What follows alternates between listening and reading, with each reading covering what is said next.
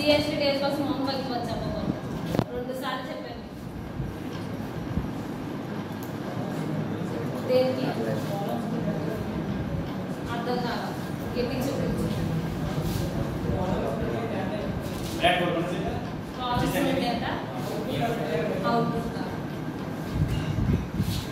Data visualise చేయడానికి ఏం వాడతామని చెప్పాము? Data visual. నార్మల్గా డేటా ఎలా స్టోర్ అయ్యి ఉంటుంది? ఎంఎల్ ప్రాజెక్ట్ చేశారు ఎవరైనా? అప్పుడు మనం కాగల నుంచి డేటా తీసుకుంటాం కదా, డేటా దేంట్లో స్టోర్ అయ్యి ఉంటుంది? ఐ మీన్ ఎక్సెల్ కానీ ఒక టెస్ట్ ఫామ్లో కానీ ఉంటుంది కదా. మనము దీన్ని ప్రాజెక్ట్ చేశారా? ఎఫ్ఎంఎల్ ప్రాజెక్ట్ చేయలేదా? చేసాం. ఎవరు చేయలేదా ఎంఎల్ ప్రాజెక్ట్?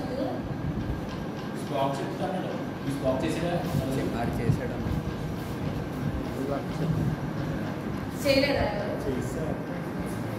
అప్పుడు అది ఎలా స్టోర్ చేసుకున్నాం? ఐ మీన్ ఎక్స్టెన్షన్ ఏం పెట్టాం?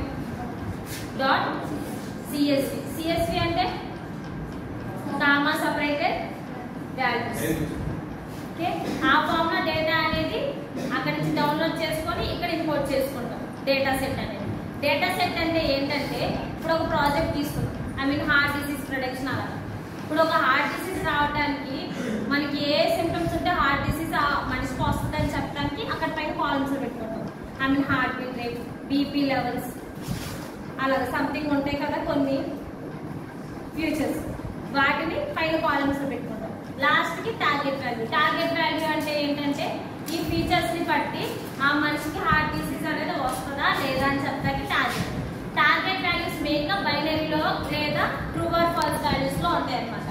సో ఆ ఫీచర్స్ ని బట్టి ఆ మనిషికి హార్ట్ డిసీజ్ అనేది వస్తుందా లేదా అని చెప్పి లాస్ట్ కి టార్గెట్ వాల్యూ ప్రెడిక్ట్ చేస్తాం.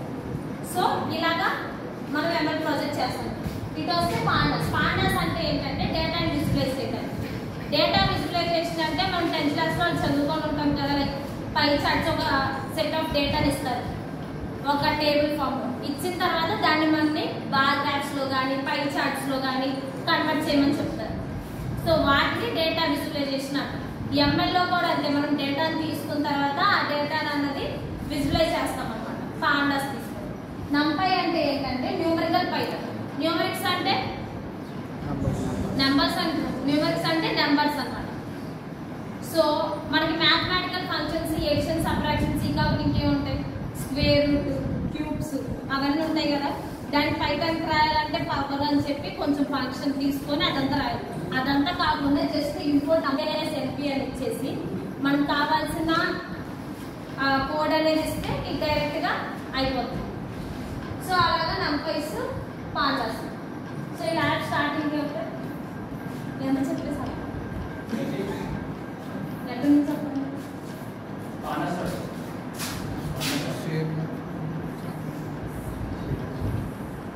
పైథాన్ లైబ్రరీస్ నంపైస్, పాండాస్, ప్యాచ్లాట్లిబ్, సీజోన్, ఇంకోటి ఏంటి ఎస్క్యూఎల్ అంటే data mining and data analysis. NumPy అంటే ఏంటంటే NumPy is a Python library. NumPy is used for working with arrays. NumPy stands for numerical Python. NumPy was created in 2005 by. It is an open source project. Open source అంటే ఏంటి? Python is a open source. Open source అంటే ఏంటి? Free of cost and